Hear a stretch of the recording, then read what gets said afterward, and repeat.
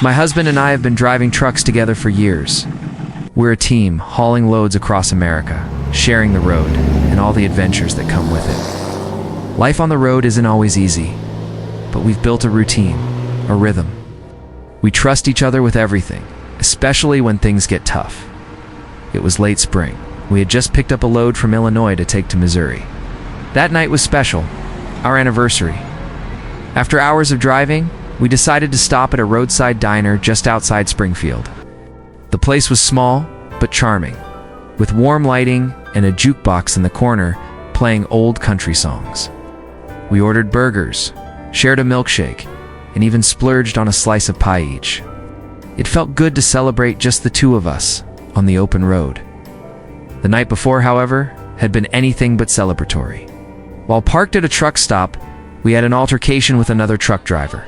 He was drunk, loud, and leering at me in a way that made my skin crawl. My husband, never one to let disrespect slide, confronted him. Things escalated quickly. The guy hurled insults, and my husband ended up hitting him square in the jaw. People intervened, and the fight broke up. But not before the man shouted something about how we'd regret it. We didn't think much of it at the time. It's just another unpleasant encounter on the road. But that memory lingered as we got back into the truck after dinner, the warmth of our celebration fading into the cool night air. The highway stretched out before us, dark and endless, and we settled into our seats, ready to make good time. About an hour into the drive, something felt off. The truck started to shudder, then lost power. My husband pulled over to the shoulder, cursing under his breath. He grabbed a flashlight and got out to check the engine while I stayed in the cab, scanning the empty road. It was unsettlingly quiet, the kind of silence that makes you notice every little sound, the rustle of leaves. The hum of the engine cooling down.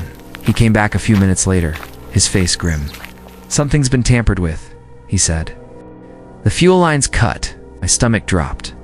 "Do you think it was that guy from last night?" Before he could answer, the unmistakable sound of tires on gravel reached us. A pair of headlights appeared in the distance, growing brighter as a truck pulled up behind us. My heart raced as the driver stepped out. It was him, the same man from the truck stop. His face twisted in a smug grin. "Told you you'd regret it," he sneered, holding a crowbar in one hand. My husband barely had time to react before the man lunged at him. They grappled in the dim light, the sound of fists hitting flesh echoing in the stillness. I screamed, jumping out of the cab to help, but the man turned on me, shoving me to the ground. My husband roared, but the man struck him hard, leaving him dazed. Before I knew it, he had us both bound with duct tape, our wrists and ankles immobilized. He forced us into his truck, and my mind raced with terror as we sped off into the night. Leaving our rig stranded on the side of the road, after what felt like an eternity, the truck came to a stop. He dragged us out into the woods, the trees looming like silent witnesses. The air was thick with the scent of pine and damp earth, but my focus was on the man's wild eyes and the knife he brandished. He shoved my husband to the ground, tying him to a tree, and then turned his attention to me. "You think you can mess with me?" he growled, his voice low and menacing. "Think again." He tied me to another tree, just out of reach of my husband. My husband struggled against his restraints, shouting threats, but the man just laughed. He circled us like a predator, muttering to himself, his grip on the knife tightening. My mind raced, searching for a way out, but the duct tape bit into my skin, holding me fast. Then he stopped in front of me, tilting his head like he was studying me. "You know," he said, almost conversationally, "I've been watching you too. All cozy, like nothing can touch you. Makes me sick." He leaned in closer, his breath hot against my face. "Let's see how strong your love really is." He raised the knife, and I braced myself, tears streaming down my face. But instead of striking, he stepped back and plunged the blade into the ground, laughing maniacally. It was a game to him, a twisted performance. The minutes dragged on like hours. My husband and I exchanged desperate glances, silently urging each other to stay calm. But then I noticed something. The knife was still in the ground, within reach if I could just free my hands. I began to twist my wrists against the tape, the rough edges cutting into my skin. The pain was sharp, but I didn't stop. Blood trickled down my arms, but I felt the tape start to give. I worked faster, my breaths coming in short. Panicked bursts. The man was distracted, taunting my husband and pacing back and forth. He didn't notice as I finally pulled one hand free, the skin raw and bleeding. My fingers trembled as I reached for the knife. My heart pounding so loudly I was sure he could hear it. Just as my hand closed around the hilt, he turned. His eyes widened, and he lunged at me, but I was faster. I slashed at the tape around my legs and stumbled to my feet. The knife held out in front of me like a shield. "Stay back!" I shouted, my voice shaking but firm.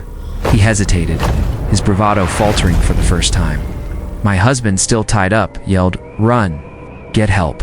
But I couldn't leave him. I stepped toward the man, forcing him to back away. He snarled like a cornered animal, but I didn't stop. With a sudden burst of courage, I slashed at the tape binding my husband, freeing him. Together, we turned to face the man, who now looked less sure of himself. "You're done," my husband said, his voice cold with fury.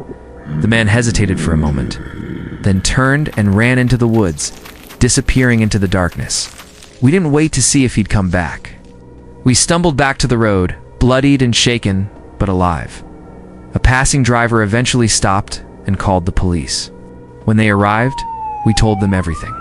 They found our truck, the fuel line still severed, but the man was long gone. They promised to look for him, but we never heard if they caught him. That night changed us. The road, once our second home, now felt like a place where danger could lurk around any corner. But it also reminded us of our strength together. We had faced the worst and come out on the other side. We still drive trucks, but we're more cautious now. And every year on our anniversary, we don't just celebrate our love, we celebrate our survival.